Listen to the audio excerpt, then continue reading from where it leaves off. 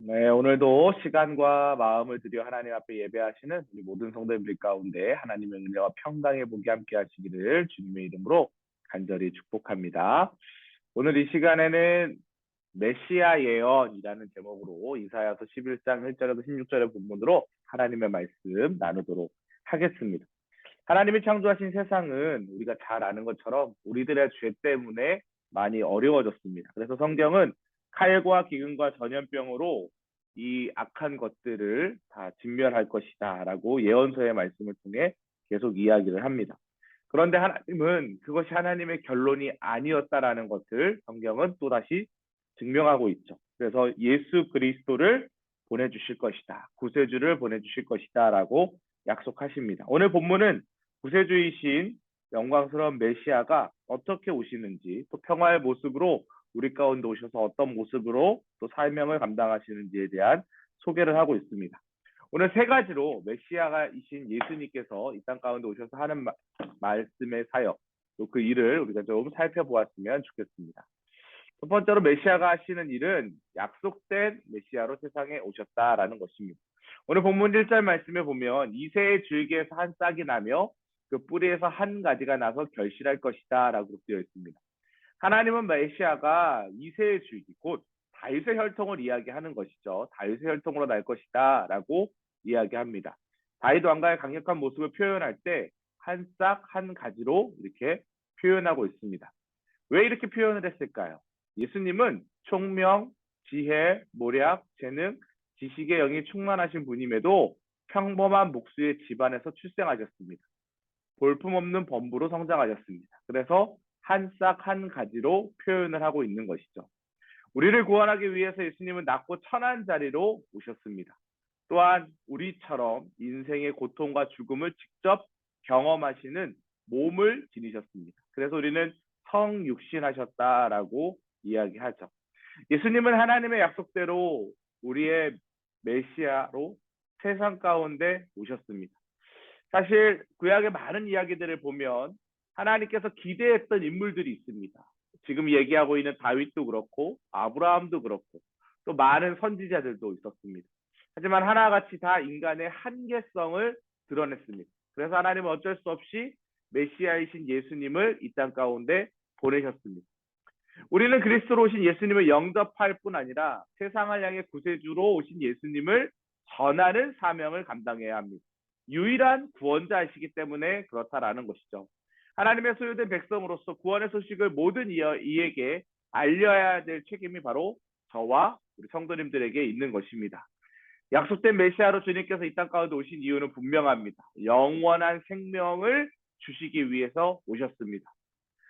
우리처럼 모든 고통을 감당할 수 있는 그 예수님께서 십자가에 달려 돌아가심으로 말미암아 저도 살리시고 성도님들도 살리시고 또 그 생명을 우리만 아니라 주변 사람들에게 전하라고 말씀하셨습니다. 우리는 마땅히 이 일을 해야 할 사명을 가진 사람들입니다. 두 번째로 메시아가 이 땅에 오신 이유가 무엇일까? 세상에 평화와 안정과 평등을 주시기에 오셨습니다.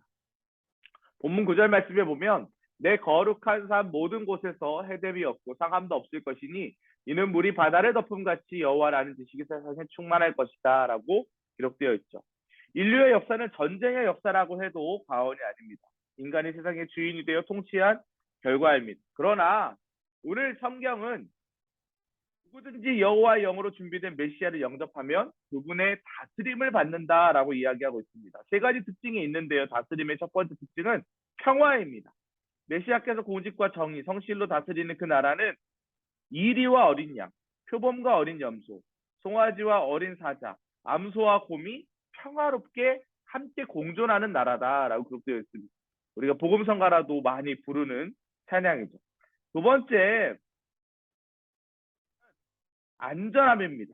이곳에서는 거린 많은 어린아이가 독사 구멍에 손을 넣어도 해를 입지 않는다라고 기록되어 있습니다. 마지막 세 번째 특징은 평등입니다. 하나님의 나라에서는 낮은 자가 높아지고 가난한 사람, 억눌린 사람이 정의롭게 재판을 받는다라고 기록되어 있습니다. 메시아이신 예수 그리스도를 믿는 우리 그리스도인들은 중요한 것은 이미 이러한 나라를 우리는 누리는 사람들이다라는 것입니다.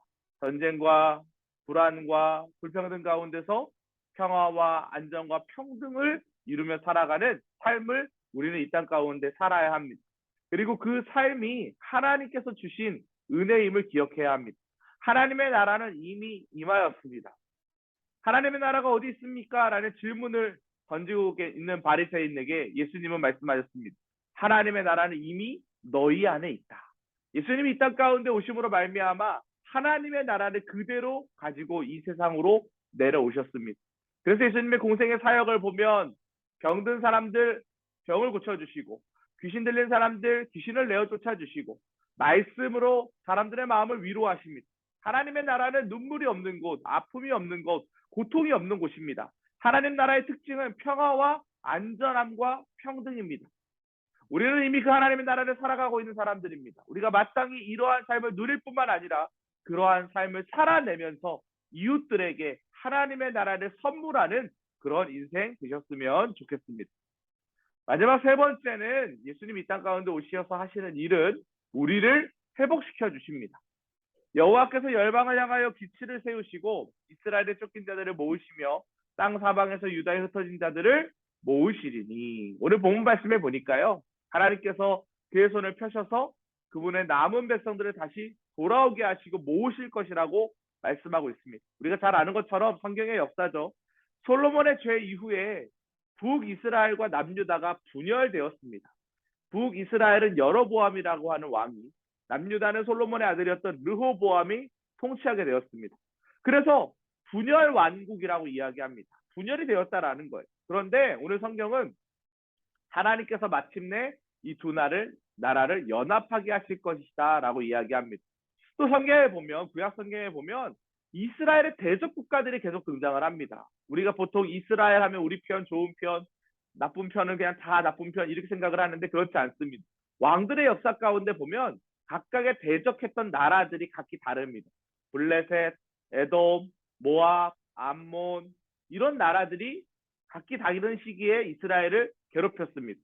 그런데 마지막 때 하나님의 나라가 임하게 되면, 하나님의 손 안에서 연합 사건이 일어나면 이 모든 이방 국가들이 굴복시켜지고 힘을 쓰지 못하게 하는 그런 사건이 일어납니다. 또 그들이 다시 돌아올 때 오늘 성경 끝부분에 보니까 하나님은 애굽의 바다도 말리시고 유브라데 강도 말리셔서 온 민족이 안전하게 돌아오게 될 것이다 라고 이야기하고 있습니다. 마치 과거에 홍해 바다를 건너는 것처럼 그걸 출애굽 사건이라고 하지 않습니까? 바벨론에서 다시 예루살렘으로 돌아올 때 출바벨론 할 때 이와 같은 일이 동일하게 일어날 것이다 라고 이야기하고 있습니다. 즉 하나님 나라의 회복은 죄악과 사망의 권세에 붙잡혀 있던 그런 인생이 자유함을 누리는 것입니다. 영적인 의미에서는 예수 그리스도로 인하여 다시 돌아오게 될 우리들에게도 그러한 은혜가 동일하게 임하게 될 것을 오늘 성경은 이야기하고 있는 것이죠. 메시아가 오시는 날 모든 것들이 회복될 것이다 라고 이야기하고 있습니다. 예수님은 우리의 아픔과 고통과 신음과 눈물을 회복시켜 주십니다. 그리고 평강의 복으로, 은혜로, 치유로 우리와 함께 하십니다. 하나님이 주시는 놀라운 이런 은혜가 예수 그리스도를 영접하는 자에게 누려지는 특권입니다. 사랑하는 성도 여러분, 우리가 예수님을 입으로만 믿고 있지 않은지 다시 한번 생각해 보시기 바랍니다. 예수님을 진짜 믿으면 우리의 인생 가운데 두려움이 없습니다. 예수님을 진짜 영접하면 모든 것들이 다 합력하여 선을 이루게 됩니다. 예수님을 진짜 영접하면 상황 가운데서도 감사의 기도 제목이 터져나올 수밖에 없습니다. 왜요? 우리는 이미 하나님의 나라를 선물로 받은 사람들이기 때문에 그렇습니다. 사랑하는 성도 여러분, 예수님이 이 땅 가운데 오신 이유를 분명히 기억하시고 약속된 메시아가 우리 가운데 오셨사오니 세상에 평화와 안정과 평등을 주시고 특별히 우리를 회복시키시는 하나님을 만나게 되는, 예수님을 만나게 되는, 성령님과 동행하게 되는 그러한 은혜의 복을 누리시기를 주님의 이름으로 간절히 축복합니다. 오늘도 우리가 함께 좀 말씀을 기억하며 기도했으면 좋겠습니다. 우리를 위하여 이 땅에 오신 예수 그리스도를 믿고 하나님 나라의 구원, 그 복음, 나만 믿으면 안 되겠죠? 전하는 삶을 살게 해달라고 기도하시기 바랍니다.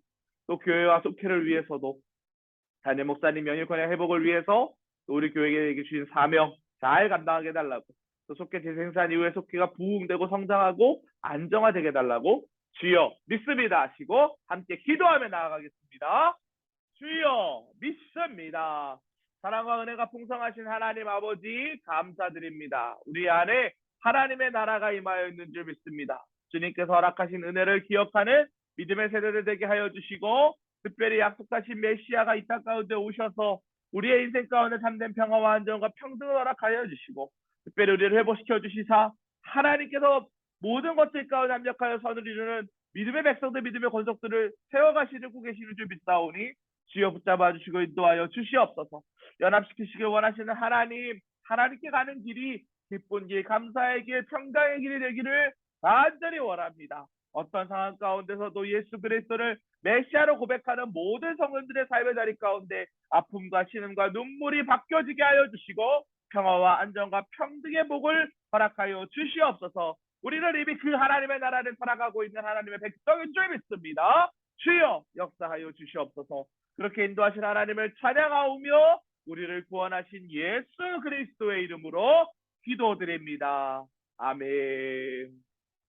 이와 같은 은혜가 우리 모든 성도님들의 삶의 자리 가운데 함께 하시기를 주님의 이름으로 간절히 축복합니다.